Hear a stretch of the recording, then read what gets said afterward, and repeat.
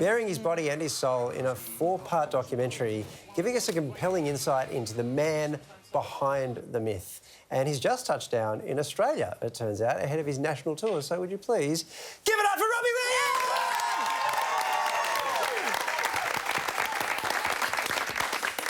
Hey, Robbie, let's start with the tour, shall we? It celebrates 25 years of absolute bangers. I would like to know, however, if this track is on the set list.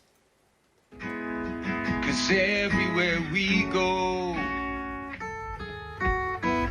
I'm loving big engine instead. It's beautiful. Guess I'm a Spurs fan now then. Actually, now that you say it, yeah, that should be in the set list. Yeah, I'm going to add it. I'm going to add it. Thank you for that. You've just given me a great idea. No, I think it'll go off. You've got a doco out, which is a really deep insight into your life, which you've spoken about very publicly before, but what was it like watching it play back?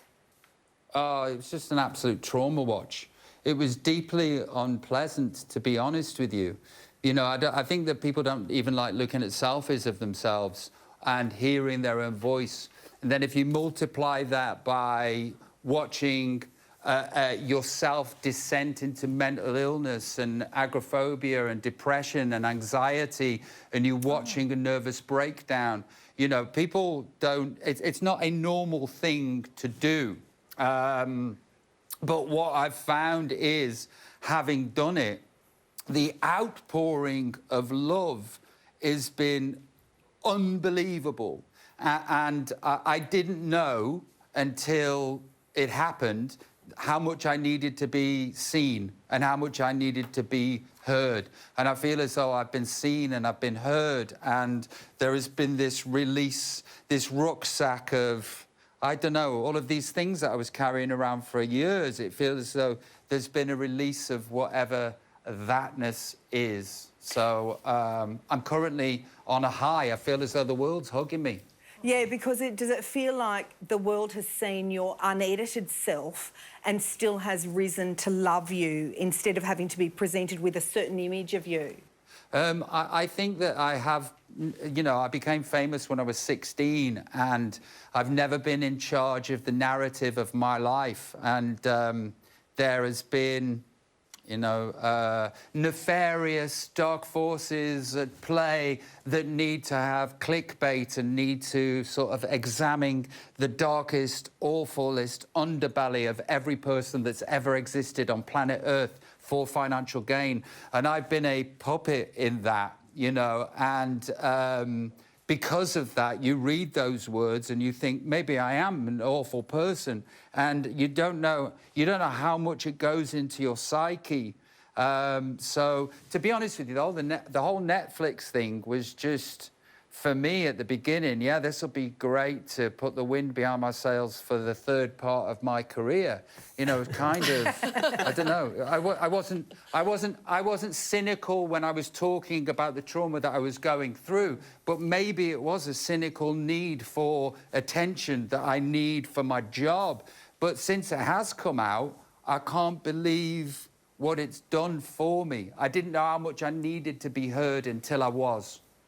Wow, it feels like a therapy session here. That was amazing, Robbie. You're saying you've been open about it and people have embraced it. You were part of the doco making, so did you have any say in what was included? And was there kind of anything you didn't want to be a part of, or you didn't want to show? Maybe you had a bad hair day and you thought, let's not put that in?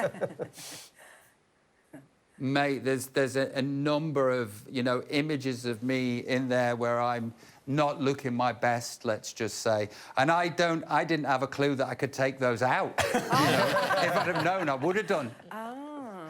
I just go around going, OK, that's the now. Oh, I do this now, do I? And it's just like, it's searingly honest, and there's things in there that other artists wouldn't put in, and I'm like, you mean you get a choice whether you put stuff in or not?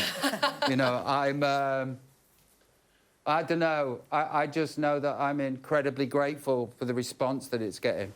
Why did you feel the need, Robbie, to be so raw and honest in this way? Why now?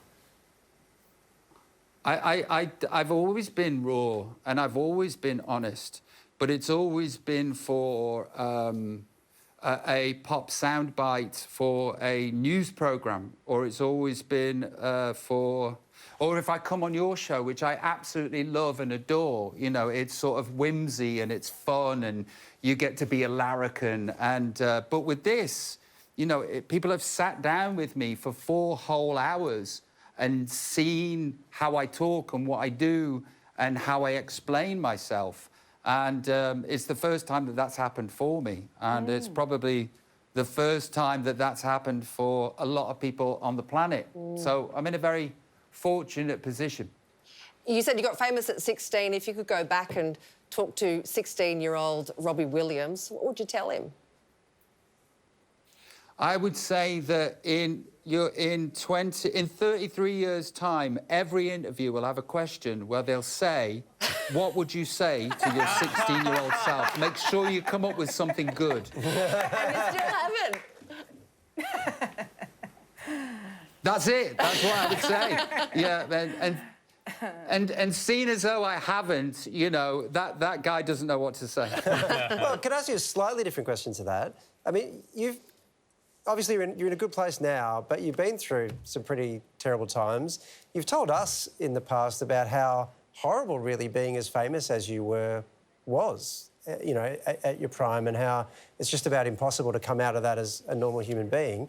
Is there even a small part of you that if you could go back in time would choose a completely anonymous life? No, absolutely not. I think that in one way or another, suffering with poor mental health was going to happen for me, whether I was a greengrocer or whether I was playing a stadium full of people in Melbourne.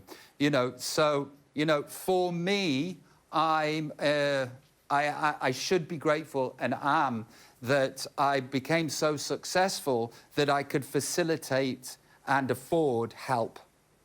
So, yeah, I wouldn't change it because maybe I wouldn't be here.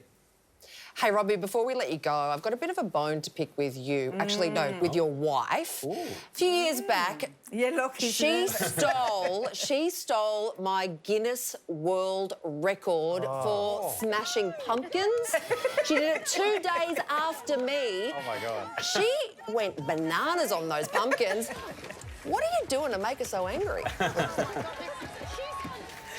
Listen, my wife is an absolute machine. She is a complete athlete. And look, you know, you trained, you did the best that you could. Just take the L. Oh. Yeah. Well, it's a W for 2 days. That's nothing to sneeze at. It's pretty good. Hey, Robbie's tour kicks off in Sydney on Thursday. For more tour info, head to our website. In the meantime, would you please thank the always wonderful Robbie Williams? Namaste. So I always go to speak to Robbie, but